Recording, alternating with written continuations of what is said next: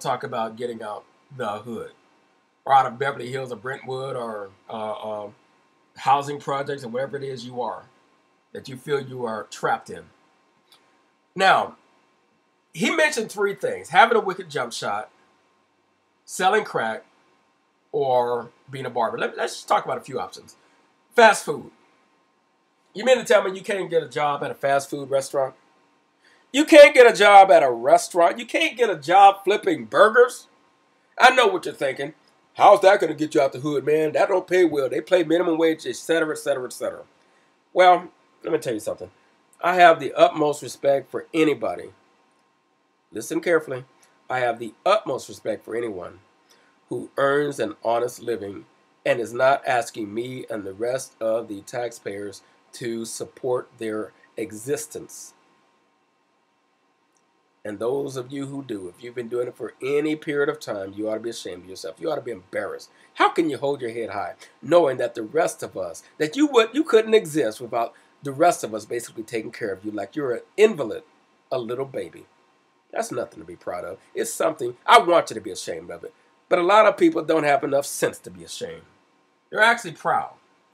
I actually heard a person saying, I never worked a day in my life, as he was trying to get some type of public assistance. It's a grown-ass man who looked like he was over 30, bragging about that.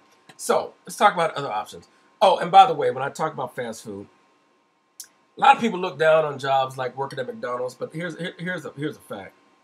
If you were to get a job at McDonald's and stay in that job for 10 years, McDonald's has a program where an employee that's been employed with them for 10 years has the opportunity to get a McDonald's franchise, and McDonald's franchise owners are millionaires. Most McDonald's franchise owners are millionaires. And you could be a McDonald's franchise owner if you just got a job with McDonald's and stayed with them and worked your way up and up, starting at the bottom.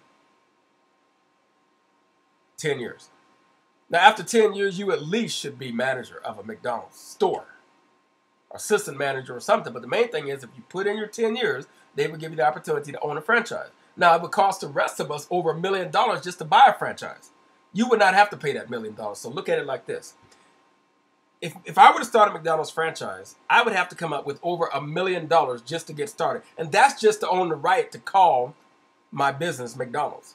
That's even before I buy the burgers and, rent the building and the space and hire the employee. That's before I do anything else. That's just the franchise fee. That's off the top. $1 million, over $1 million. Now, you won't have to pay that.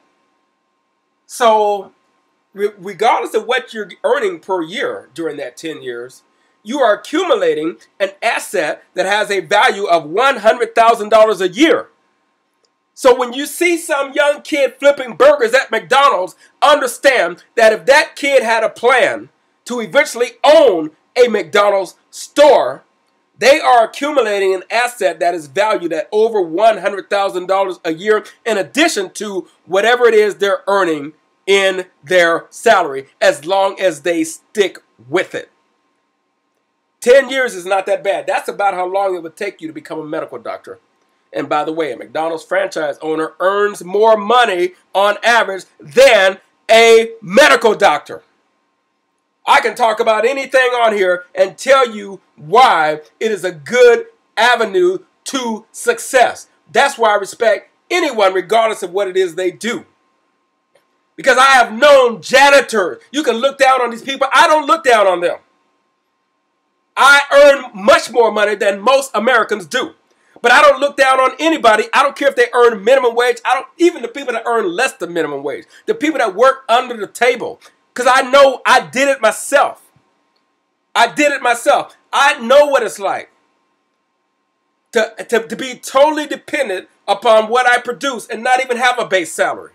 One of the first jobs I got at the age of 18 in California was doing telemarketing for a company called International Office Supplies. The concept was very simple. You sell something, you earn something. You sell nothing, you earn nothing. It's that simple. They gave me a shot, they gave me an opportunity, and I was determined to make it work, and I did make it work. It was totally based on commissions, totally based on sales. Another job I got after that, I was selling advertising. I was going door to door in exclusive areas like Westwood, Beverly Hills, places like that, as an 18-year-old kid with well, I had a little bit of work experience. But the main thing is I knew how to communicate, and I was going into these businesses basically selling advertisements, and I did it successfully. I did what I was supposed to do. Didn't make a lot of money, but I made a living. Okay? So I don't look down on anything. I've known the janitors that earn over $100,000 a year because they work so much overtime. They're in a union, and they're with a big company like General Motors where everybody gets paid well. And certain jobs are just like that, particularly if you can get in the union. So it doesn't matter. It's security guards. In the state of California, you have security guards that earn over $160,000 a year with overtime. Security guards. Lots of them, by the way, not just one or two. That's not the norm. No, it's not. But, hey, these are opportunities. And it doesn't matter if you live in Detroit, New Jersey, Chicago, or whatever. If you get your feet wet, if you stop thinking that the only way out the hood is to sell crack rocks, have a wicked jump shot, or be a barber, understand, and let me tell you this, maybe no one else has told you this, but there's nothing out there that you could do. There's no legitimate job that you could do that could not be an avenue towards great success. How do we define success? Well, you have to define it for yourself. You have to define it for yourself. Okay? Because unfortunately, you have a lot of people walking around who I don't consider very successful at all, but they consider themselves successful. But you know what? Hey, forget what I think. If you think you're successful, then so be it. Okay? I just have a hard time wrapping my brain around the idea that somebody gets up and goes to work every day doing a job they don't particularly like, getting a paycheck that even they think is a joke, but because they have a title, because perhaps they went to school for it, and they're living paycheck to paycheck, but then they consider themselves a success. That's not what I'm talking about, people. So when I say that I don't look down on any job, because basically any job or anything you do could be a viable avenue towards success. I'm not even talking about that mediocrity that some people call success. I'm talking about real success. I'm talking about making enough money where you can pretty much do what you want, when you want, where you want, with who you want, whenever you want. And the only thing that might be missing is the time to do it, but you're certainly not going to be limited by a lack of money. That's the success I'm talking about.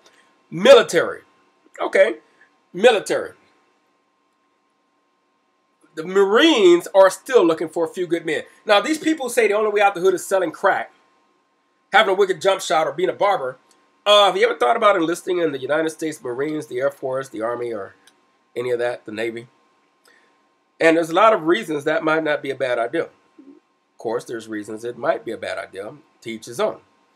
For one thing, you have the opportunity to pretty much, that's if you have the intellectual aptitude, you could have the opportunity to get some of the best actual training, viable training that is available any place in many different fields. Whether you want to be an airplane pilot or whether you want to be an engineer or aeronautics specialist or whatever it is you want to do, they need it in the military. Doctor, whatever. I mean, they need that, and you can have the opportunity through the GI Bill and through various programs that the military has to not only get the military training, that which you could later convert either to a well-paying job or even to a business, even if you're a demolition expert. I mean, the opportunities are there, and they're boundless, to be honest with you, if you take advantage of them.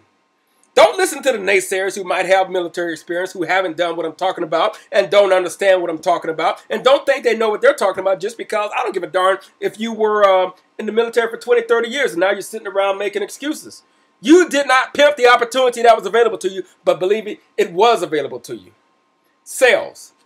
Any job in sales. I don't care what it is. Telemarketing. I had a friend who was a white guy. He had a telemarketing business. He had a beachfront condo in Marina Del Rey, and basically did telemarketing, and basically he said he got a job doing telemarketing, and as he was doing that telemarketing job, he was picking up tips and ideas about the business. He eventually started his own business, and he was successful. I mean, he had an objective to get rich. He wasn't rich at the time I knew him. I was only 19 myself, so I think he was probably about 25. I don't know what he's doing now, but the point is he was working for himself, and he worked out of his home, and he enjoyed it. Okay? He worked out of his home doing telemarketing. Okay? Sales. Salesmen are potentially some of the highest paid people in the world. Okay? So if you have the gift of gab and you're willing to work hard and you're willing to be paid based on what you produce, that's an opportunity. And frankly, it doesn't matter if you're from the hood or in the hood or not. If you present yourself right, many companies will give you a chance and an opportunity. And if nobody else will, I will. In fact, I would hire 100% of the people who watch this video, but I know most of you would not want the job. Because I'm not going to pay you 1 nickel unless you produce more than 1 nickel. You don't produce a dime, you don't earn a dime. It's that simple. Your aptitude, because they want to hire the people that are going to best benefit from the on-the-job training that they're going to avail you of. Then you have government jobs, telemarketing, and apprenticeship programs. I have an entire video where I was talking to my cousin about apprenticeship programs. Anyone can get into apprenticeship programs. They are all over the country. If you don't know, go to my channel and look for the video. Find it. I think it's called, I forget what it's called, but just put in the word apprenticeship. And I'm actually talking to my cousin. I walk him through the process. I show him how to go on the internet, how to find apprenticeship programs anywhere in this country, by going to a particular website and basically making the application, making the phone call, doing what you have to do. And if you don't know, an apprenticeship basically is a program where they teach you a job skill on the job. So it's like going to a university and getting paid to go to the university. And then when you graduate, your salary can potentially almost double. And even your starting salary is going to be much better than the wages that most people make on any other job. Apprenticeship program. And this is not even a drop in the bucket. I barely scratched the surface. So this idea that the only way out the hood